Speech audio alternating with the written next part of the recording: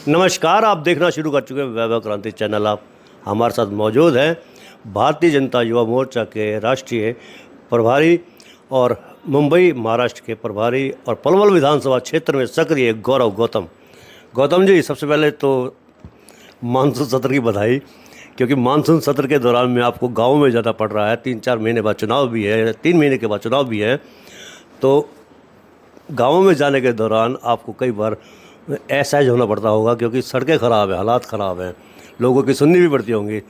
क्या कहेंगे इसको लेकर? नहीं, हमारी पार्टी ने, हमारी सरकार ने बहुत सारे काम, सड़कों का जाल तो जैसा पलवल के एक्सप्रेस वे हाईवे हैं, ऐसा तो पूरे देश भर में कहीं नहीं है। और रही लोकल की बात, बहुत सारे काम हमारी सरकार ने, हमारी पार्टी ने किए हैं, और कुछ के काम चल भी रहे हैं, और कुछ के काम जो रुके हुए हैं उनको आगे करेंगे पूरा। और बारिश मानसून आनी ही चाहिए, किसानों के लिए, हमारे लिए, सबके लिए ज़रूरत है। बारिश आएगी, पानी भी भरेगा और सड़कें बनेंगी आगे भी। पानी आना तो बहुत अच्छी बात है, बरसात होना भी बहुत अच्छी बात है, लेकिन सड़कें खराब होना बहुत गंदी बात है। आपके निवास पर आने के लिए भी हमें सड़कों के बीच में पानी में से होकर निकलना पड़ रहा है। आपके विधायक दीपक मंगला हो या हुड्डा सेक्टर हो, न्यू कॉलोनी रोड हो, पातली रोड हो, कोई भी रोड हो, कोई भी टूटा हुआ रोड से कम नहीं है। बहुत सारे लोग, जगह आपने देखा होगा, काम चल रहे हैं, आगे भी काम चल रहे हैं, और जो बची हुई सड़कें हैं उनका निर्माण अभी जारी है, और जो कुछ रह गई वो अगली बार करेंगे। और पानी आया है, पानी भरा है, उसका समाधान के लिए अधिकारियों को, सरकार के लोग सजग हैं, उसका निकालने का प्रयास कर रहे हैं। जहाँ पे कोई नाला रुका है तो उसको सफाई का प्रयास कर रहे हैं। जो कर सकते हैं सरकार के लोग, सब करने का प्रयास कर रहे हैं, आगे भी करेंगे। जो बची हुई रही सड़कें हैं उनको आगे बनाएंगे, बाकी कुछ बनी हुई अभी काम चल ही रहा है बाकी जो। चलिए बात बदलते हैं, आप भी क्या कहेंगे कि आते ही जन समस्याओं को लेकर बैठ गए। सबसे पहले तो ये बताइए, कल प्रदेश अध्यक्ष आ रहे हैं मोहन लाल बड़ौली, पहली बार, क्या तैयारियां हैं? पूरा भारतीय जनता पार्टी का एक कार्यकर्ता उनके स्वागत के लिए, उनके अभिनंदन के लिए, एक एक कार्यकर्ता पूरी ताकत और मजबूती के साथ उनका स्वागत और अभिनंदन करेगा। और वो पहले ब्राह्मण समाज के कार्यक्रम में जाएंगे, फिर भारतीय जनता पार्टी का बड़ा महाराणा प्रताप में एक सम्मान समारोह है, उसके बीच में जाएंगे। सम्मान समारोह में नरेंद्र मोदी जी की सरकार और नायब सिंह सरकार जिस प्रकार से जनहित के काम कर रही है, जन कल्याणकारी योजनाएं कर रही है, उसमें अपना हिस्सा लेकर उनको, सबको, जनता तक, कार्यकर्ताओं को संबोधित करेंगे।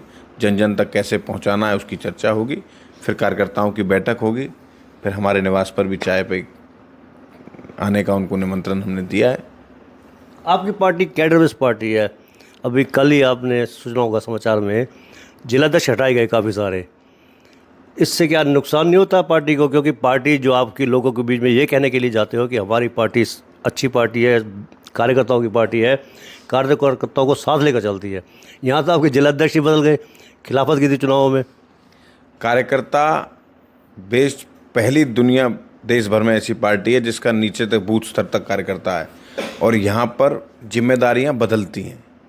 किसी की कोई परमानेंट जिम्मेदारी नहीं है। यहाँ बूथ का अध्यक्ष भी राष्ट्रीय अध्यक्ष बन सकता है, बूथ का अध्यक्ष भी इस देश का गृह मंत्री बन सकता है। हर व्यक्ति की जिम्मेदारी समय समय पर बदलती रहती है। आपने देखा होगा, जिला अध्यक्ष बना उनको करके राष्ट्रीय प्रदेश कार्यकारिणी की अलग नई जिम्मेदारी उनको दी है। हर कार्यकर्ता का नंबर इस पार्टी में आता है, इसीलिए इस पार्टी में लोकतंत्र बचा हुआ है।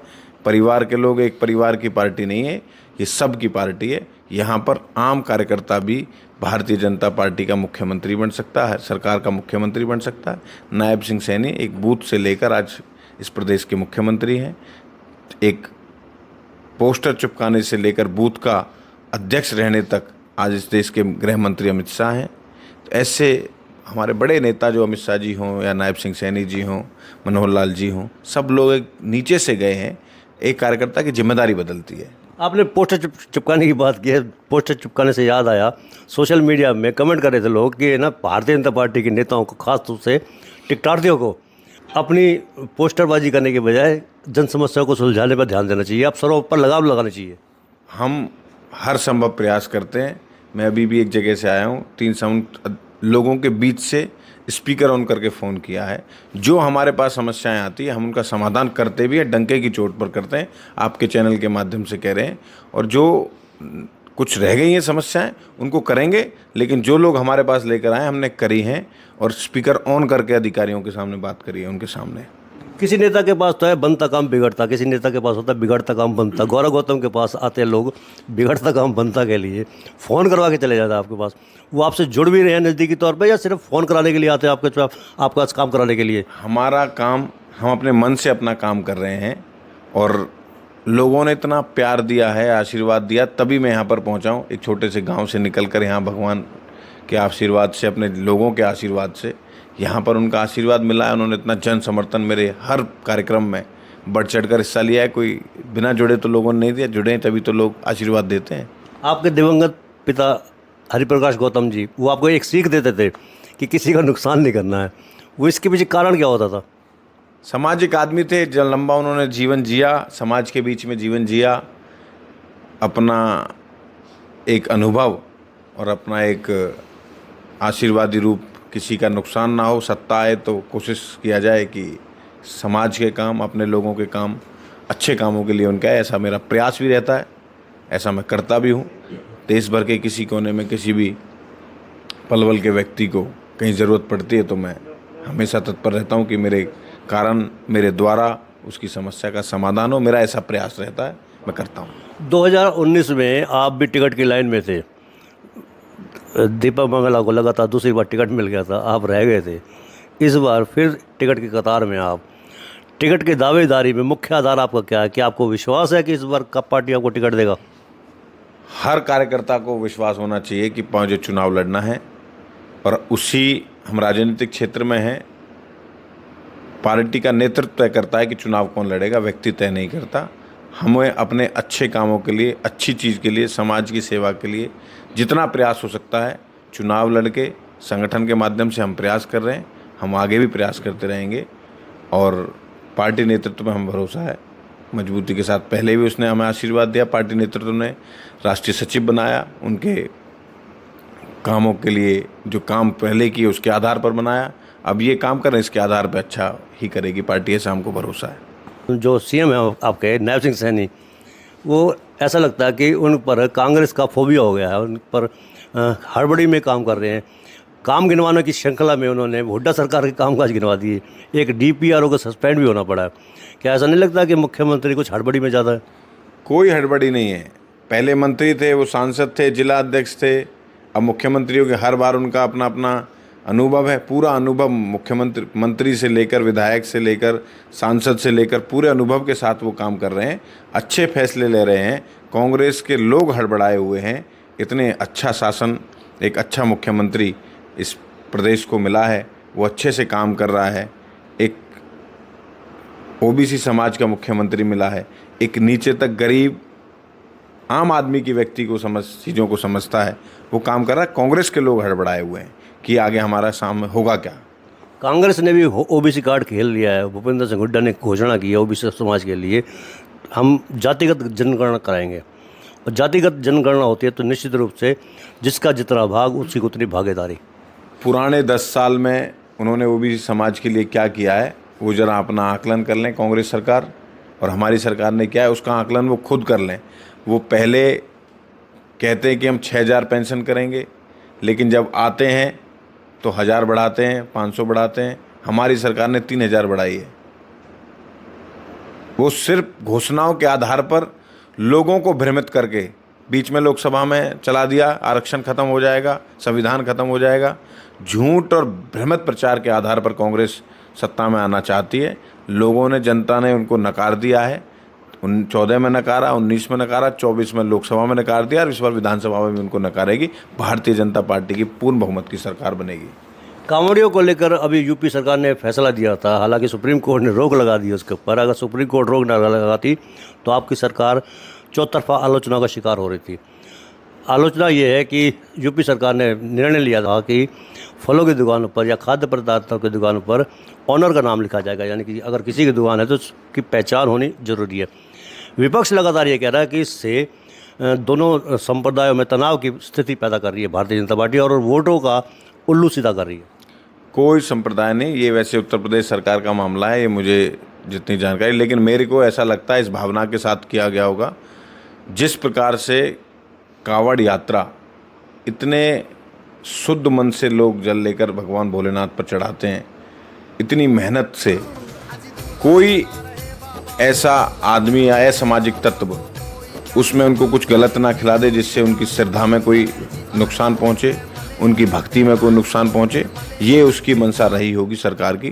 कोई तनाव को और किसी को लड़ाना ये मंशा नहीं है कि अपनी दुकान के आगे लिखना कोई तनाव और मंशा का है। सिर्फ इसलिए कि जो आदमी कावड़ लेके आता है वो पूरी शुद्धता के साथ लेके आता है, पूरे धर्म की पूरी हर प्रक्रिया को पूरा करते हुए यहाँ लाता है। कोई उसका धर्म भ्रष्ट ना हो, कोई गलत प्रकार के लोग असामाजिक तत्व अपने कुछ खाने में कुछ ऐसा मिला दे जिससे उनका शुद्धता खत्म हो, इसलिए सरकार ने किया होगा, मुझे ऐसा लगता है। हरियाणा मांगे जवाब। 5 अगस्त सोमवार को पलवल के ब्राह्मण धर्मशाला में जिला कार्यकर्ता सम्मेलन होने जा रहा है कांग्रेस का। आपकी सरकार से जवाब मांगा जाएगा। 17 जो है आरोप तय कर दिए हैं उन्होंने पूरे प्रदेश स्तर पर, जिसमें जवाब मांगा जा रहा है। पूर्व मंत्री करण सिंह दलाल का ये कहना है कि 5 तारीख को सैलाब आएगा। कई भारतीय जनता पार्टी के और दूसरे दलों के नेता 5 तारीख को ज्वाइनिंग करेंगे कांग्रेस की। कांग्रेस के लोग जवाब नहीं मांग रहे, हम हिसाब दे रहे हैं। पलवल में 250 करोड़ से ज्यादा पैसा पानी सीवर का आया है। आप देखिए, ना सीवर है ना पानी है। इतना बड़ा भ्रष्टाचार कहीं भी नहीं। ये हमारे देश के गृह मंत्री आदरणीय अमित शाह जी ने महेंद्रगढ़ की रैली से हिसाब दिया था, पब्लिक में दिया था, मीडिया में दिया था कि कांग्रेस का बजट 46,000 करोड़ हरियाणा को दिया था जब कांग्रेस की सरकार थी। आज 1.5 लाख करोड़ से भी ऊपर हरियाणा को 10 साल के अंदर दे चुकी है, 1 साल में दे चुकी है सरकार हमारी। हिसाब हमसे मांग रहे हैं, हिसाब मांगेंगे जो अपने परिवार वालों को, उनसे मांगे हिसाब। और जिन लोगों ने इनके राज में बड़ी बड़ी भ्रष्टाचार किए उनसे हिसाब मांगे। हम तो हिसाब देने जा ही रहे हैं। भारतीय जनता पार्टी का एक एक कार्यकर्ता, कोई भी कांग्रेस का नेता आके आ जाए और अपने साथ सारे पेपर लेके आ जाए कांग्रेस के कार्यकाल के और भारतीय जनता पार्टी के कार्यकाल के, सब चीज़ का हिसाब देने के लिए कार्यकर्ता तैयार है। नेता छोड़िए, लेके आ जाएं और तय करें हिसाब। हम देने को तैयार हैं, हम दे रहे हैं, जाके उनके कहने से नहीं दे रहे। वो उनके काले कारनामों का हिसाब दें जो उन्होंने 10 साल में किया था। भारतीय जनता पार्टी ने एक विशुद्ध, एक जनता के लिए, समाज को एकत्रित करने के लिए ऐसी सरकार चलाइए, पारदर्शिता के साथ चलाइए। गरीब का बच्चा आज नौकरी लग सकता है, पहले किसके थ्रू लगते थे ये आपको भी पता है। किस पारदर्शिता के साथ काम कर रही है नायब सैनिक सरकार, वो इस साल का हिसाब लेकर यहाँ आपके चैनल के माध्यम से हम लोग कहते हैं, एक कार्यकर्ता कोई भी चिन्हित कर लें, वो हम उसे हिसाब देंगे। हम हिसाब लेकर आते हैं, हम देने जनता में जाते हैं। 10 साल होने जा रहे हैं आपकी बीजेपी की सरकार को, पहले मनोहर लाल और फिर अब नायब सिंह सैनी। 10 साल में एंटी इनकम्बेंसी की शिकार हो सकती है। इस बार इनेलो और बसपा का गठबंधन भी हो गया और आम आदमी पार्टी पूरी मजबूती के साथ चुनाव में डटने को तैयार है। उनका कहना है कि इस बार सूपड़ा साफ कर देंगे हम। हाँ, वो तो कुछ भी कह सकते हैं, अधिकार है उनको। कौन पार्टी कह रही है सूपड़ा साफ करने की ये तो पता नहीं, लेकिन कुछ आम आदमी पार्टी कह रही है। हाँ, आम आदमी पार्टी की मुझे लगता है कि लोकसभा में भी वो इसी प्रकार की बात करते थे, दिल्ली में भी वो शासन में है, 7 की 7 सीटें हमारे पास हैं। और कांग्रेस के लोग जो जिस प्रकार से उछल रहे हैं, कह रहे हैं कि हम वो करेंगे, उनको ये पता नहीं है कि लोकसभा में भी बड़े वो खुश हैं कि 99 का आंकड़ा जाता रहता है या 240 का आंकड़ा ज़्यादा रहता है। जितना पूरा वो मिला के नहीं है, इतनी अकेली भारतीय जनता पार्टी है। वो 99 और 240 में समझ ही नहीं पा रहे हैं कि 99 ज़्यादा होता है कि 240। इसी प्रकार से वो हरियाणा में भी सोच रहे हैं कि सूपड़ा साफ कर देंगे, उनको समझ आएगा, आंकड़ों से चीज़ें समझ में आएंगी। आखिरी सवाल ये है कि अगर टिकट आपको भारतीय जनता पार्टी का मिलता तो ठीक, अगर नहीं भी मिलता है तो क्या आप चुनाव लड़ेंगे या भारतीय जनता पार्टी में प्रत्याशी के साथ रहेंगे? मैं भारतीय जनता पार्टी का सिपाही हूँ और मुझे पार्टी ने बहुत कुछ दिया है। मुझे नाम, फेम सब भारतीय जनता पार्टी ने दिया है। मैं भारतीय जनता पार्टी का सच्चा कार्यकर्ता हूँ।